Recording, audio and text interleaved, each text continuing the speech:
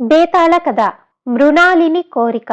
పట్టువదులని విక్రమార్కుడు చెట్టు వద్దకు తిరిగి వెళ్లి చెట్టుపై నుంచి శవాన్ని దించి భుజాన వేసుకుని ఎప్పటిలాగే మౌనంగా శ్మశానం కేసి నడవసాగాడు. అప్పుడు శవంలోని బేతాళుడు, రాజా, లోకంలో దుష్టులకు, మోసగాళ్లకు, నయవంచకులకు కొదవలేదు. వివేకవంతులు తప్పనిసరి పరిస్థితులలో అలాంటి వాళ్లతో వ్యవహరించాల్సి వచ్చినప్పుడు తగు జాగ్రత్తలో ఉండాలి. అలా కానప్పుడు వాళ్ల వాక్చాతుర్యానికి సమ్మోహితులై వంచనకు గురి కావడం జరుగుతుంది. ఇందుకు స్త్రీ పురుషులన్న భేదభావం ఏమీ లేదు. కన్ను పొడుచుకున్నా కానరాని ఈ శ్మశానపు గాఢాంధకారంలో ఇక్కట్లు పాలవుతున్న నీకు హెచ్చరికగా ఉండేందుకు ఒక గంధర్వుడి వల్ల వంచనకు గురైన మృణాలిని అనే రాకుమారి కథ చెబుతాను, శ్రమ తెలియకుండా విను అంటూ ఇలా చెప్పసాగాడు. మణికంఠుడు అనే గంధర్వుడికి భూలోకం చూడాలన్న కోరిక కలిగింది. అతడు ఒక పున్నమి రాత్రి ఆకాశ గమనం చేస్తూ భూలోకం కేసి వచ్చాడు. ఆ సమయంలో వైదేహ యువరాణి మృణాలిని రాజభవనం సమీపాన గల ఉద్యానవనంలో చెలికత్తెలతో విహరిస్తున్నది. ఆమె సౌందర్యం చూసిన మణికంఠుడు అచ్చెరు పొందాడు. అంతటి సౌందర్య రాశిని అతడు గంధర్వలోకంలో కూడా అంతకు ముందెన్నడూ చూసి ఎరగడు. మణికంఠుడు యువరాణితో మాట్లాడాలన్న కోరికతో ఆకాశం నుంచి ఉద్యానవనంలోకి దిగి ఆమె ఎదుటపడి, ఓ అద్భుత సౌందర్య రాశి, ఎవరు నువ్వు అని ప్రశ్నించాడు. మృణాలిని అతన్ని చూసి ఆశ్చర్యపోతూ, నేను వైదేహ యువరాణి మృణాలిని. చీమ కూడా జొరబడలేనంత కట్టుదిట్టంగా ఉన్న ఈ ఉద్యానవనంలోకి మీరెలా రాగలిగారు అన్నది. నేను మణికంఠుడనే గంధర్వుడను. గగనతలాన విహరిస్తూ నీ అందం చూసి ఇక్కడికి దిగాను అన్నాడు మణికంఠుడు. ఆ జవాబుకు యువరాణి బెదురుగా దిక్కులు చూసి, మీరు త్వరగా ఇక్కడి నుండి వెళ్ళండి, భటులు చూస్తే బంధించగలరు అన్నది. గంధర్వుడైన నాకున్న అద్భుత శక్తులు నువ్వెరగవు అంటూ మణికంఠుడు గాలిలో చేయి తిప్పాడు. ఆ మరుక్షణం యువరాణి చెలికత్తెలు, కాపలా భటులు స్పృహ కోల్పోయారు. ఇది చూసి యువరాణి మహాద్భుతం అన్నది చిరునవ్వు నవ్వుతూ. ఆ మాటలకు గంధర్వుడు ఎంతగానో ఆనందించి, సుందరి, ఇంత హఠాత్తుగా అడుగుతున్నానని కోపగించకు. నిన్ను వివాహమాడాలన్న కోరికను దాచలేకపోతున్నాను అన్నాడు. మృణాలిని అతన్ని ఒకసారి పరీక్షగా చూసి తల వంచుకొని, మా తండ్రి నా వివాహానికి చాలా కాలంగా ప్రయత్నాలు చేస్తున్నాడు. అయితే ఎవరూ నాకు తగిన వరుడుగా కనిపించలేదు. ఇప్పుడు మిమ్మల్ని ఎన్నుకుంటున్నాను. కానీ మన వివాహానికి ముందు మీరొక కష్టతరమైన కార్యం సాధించవలసి ఉంటుంది అన్నది. ఏమిటది అన్నాడు మణికంఠుడు కుతూహలంగా. వీరసేనుడనే పొరుగురాజు నన్ను వివాహమాడాలన్న పట్టుదలలో ఉన్నాడు. నాకు అతడంటే ఆవగింజ మాత్రం ఇష్టం కూడా లేదు. అతడు మా తండ్రి గారిపై యుద్ధ ప్రయత్నాల్లో ఉన్నాడు. మా కన్నా అతని సైనిక బలం పెద్దది. మీరతన్ని ఓడించగలిగితే మిమ్మల్ని హృదయపూర్వకంగా వివాహమాడగలను అన్నది యువరాణి. అదెంత పని, నేనిప్పుడే మా లోకానికి పోయి రాజు చిత్రవర్ణుడికి సంగతి చెప్పి వస్తాను అంటూ మణికంఠుడు మాయమయ్యాడు. మణికంఠుడు ఒక భూలోక కాంతను వివాహమాడబోతున్నాడని తెలిసి గంధర్వరాజు చిత్రవర్ణుడు మండిపడ్డాడు. ఆయన అతన్ని తీవ్రంగా శిక్షించాలని భావిస్తూ ఉండగా ఒక నిజం తెలిసింది. చిత్రవర్ణుడి కుమార్తె కాంతిమయి మణికంఠుణ్ణి ప్రేమించింది. అతన్ని వివాహమాడాలని కలలు కంటున్నది. అప్పుడు చిత్రవర్ణుడు మణికంఠుడితో, గంధర్వులకు మానవులతో పొత్తు కుదరదు. నా కుమార్తె కోర్కెను తోసిపుచ్చకు అని హితవు చెప్పబోయాడు. అయితే మణికంఠుడు ఆయన హితవు కాదని, తను యువరాణి మృణాలినినే వివాహమాడబోతున్నానని, అందుకు తిరుగులేదని పట్టుబట్టాడు. ఇందుకు చిత్రవర్ణుడు ఆగ్రహించి, అలా అయితే నీకు మరిక గంధర్వలోకంలో స్థానం లేదు. ఇక ముందు భూలోకంలోనే జీవించు. ఈ క్షణం నుంచి నీ మంత్రశక్తులు పనిచేయవు అని శపించాడు. మణికంఠుడు ఏమాత్రం బాధపడకుండా భూలోకం చేరి యువరాణి మృణాలిని చూడబోయాడు. ఆమె ద్వారా మణికంఠుడి వృత్తాంతం విన్న వైదేహరాజు చంద్రకేతుడు అతన్ని సాదరంగా ఆహ్వానించి జరిగిందంతా తెలుసుకున్నాడు. మణికంఠుడు గంధర్వరాజు చేత శాపగ్రస్తుడైనట్టు తెలుసుకున్న మృణాలిని, మరిక మీరు రాజు వీరసేనుణ్ణి ఎలా జయించగలరు అని ప్రశ్నించింది.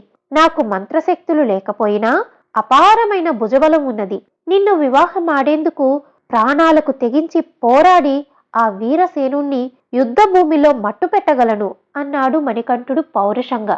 ఆ తర్వాత నెల తిరగకుండానే అతడు చంద్రకేతుడి సైన్యానికి నాయకత్వం వహించి రథం మీద ముందుండి రాజు వీరసేనుడి కోటను ముట్టడించాడు. వీరసేనుడు కూడా మహాపరాక్రమశాలి.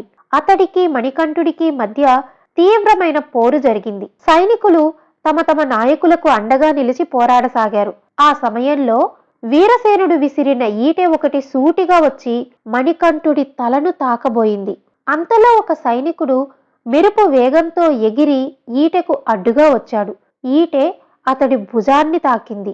ఆ సైనికుడి కేసి చూసిన మణికంఠుడికి అతన్నెక్కడో చూసినట్టనిపించింది. మణికంఠుడు వీరావేశంతో రథంలోని విల్లంబులు అందుకొని వీరసేనుడి మీద బాణవర్షం కురిపించాడు. బాణాల్లో ఒకటి వీరసేనుడి గుండెలను బలంగా తాకింది.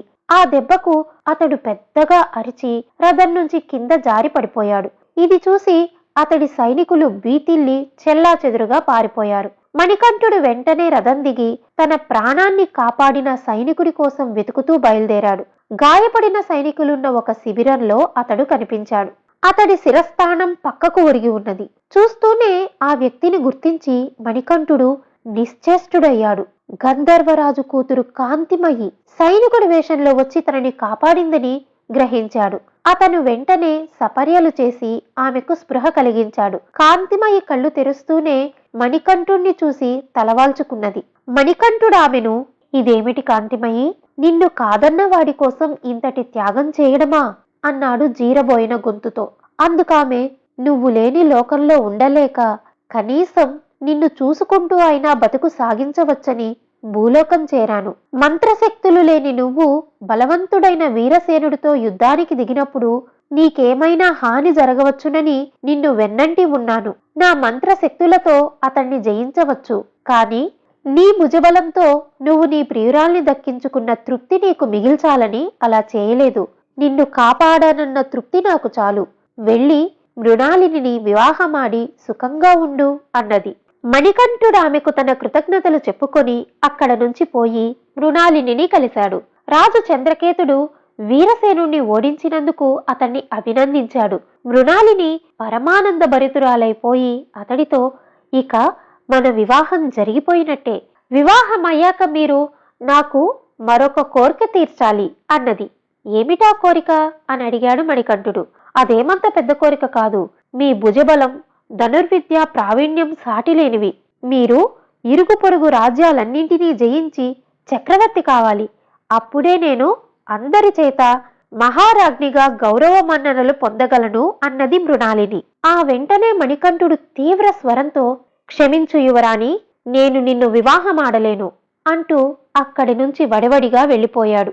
బేతాళుడు ఈ కథ చెప్పి, రాజా, ఆఖరి క్షణంలో మణికంఠుడి ప్రవర్తన విడ్డూరంగా లేదా? ఉద్యానవనంలో చెలికత్తెల వెంట తిరుగుతున్న మృణాలిని ముందు మరో లోకం నుంచి వచ్చి ప్రత్యక్షమైన మణికంఠుడు తనకు తానుగా ఆమెను వివాహమాడ కోరాడు కదా. అందుకోసం అతడు గంధర్వరాజు కుమార్తె ప్రేమను కూడా కాదన్నాడు. ఆ రాజు చేత శాపగ్రస్తుడు కూడా అయ్యాడు. మృణాలిని అద్భుత సౌందర్య రాశి, సుందరి అంటూ తన వాక్చాతుర్యం ప్రదర్శించి వివాహానికి అంగీకరింపచేశాడు. ఇంత జరిగాక తుది క్షణంలో నిన్ను వివాహమాడలేను అని తన దారిన తాను పోవడం వంచన కాదా? ఒకవేళ అతడు గంధర్వరాజు శాప కారణంగా తనకున్న మంత్రశక్తులతో పాటు వివేకం, ఇంగిత జ్ఞానాలను కూడా కోల్పోయి ఉంటాడా? ఈ సందేహాలకు సమాధానం తెలిసి కూడా చెప్పకపోయావో నీ తల ఈ క్షణమే పగిలిపోతుంది అన్నాడు. దానికి విక్రమార్కుడు, యువరాణి మృణాలిని కోసం మణికంఠుడు ఎంతో త్యాగం చేశాడు. ఆమెను వంచన చేయదలిచిన వాడైతే అంత గొప్ప త్యాగానికి పూనుకోడు. ఆమెను వివాహం ఆడేందుకు యుద్ధంలో తన ప్రాణాలను పణం పెట్టి తనను కాపాడిన కాంతిమయిని కూడా కాదన్నాడు. అలాంటి వాణ్ణి వివాహమాడడానికి ఇష్టం తెలుపుతూనే మృణాలిని అతన్ని పొరుగు రాజ్యాలను జయించమని, అప్పుడు తను మహారాణిగా అందరి చేత గౌరవ మర్యాదలు పొందగలనని చెప్పింది. తనలోని మానవత్వానికి సంపూర్ణంగా తిలోదకాలిచ్చినవాడు తప్ప అకారణంగా పొరుగు రాజులపైకి యుద్ధానికి పోయి రక్తపాతం కలిగించి చక్రవర్తి కావాలని కోరడు. అందువల్లనే మణికంఠుడు కాంతిమయిలోని త్యాగబుద్ధిని, మృణాలినిలోని స్వార్థబుద్ధిని గుర్తించి ఆమెను వివాహమాడేందుకు నిరాకరించాడు అన్నాడు. రాజుకు ఈ విధంగా మౌనభంగం కలుగగానే బేతాళుడు శవంతో సహా మాయమై తిరిగి చెట్టెక్కాడు. కథ సమాప్తం.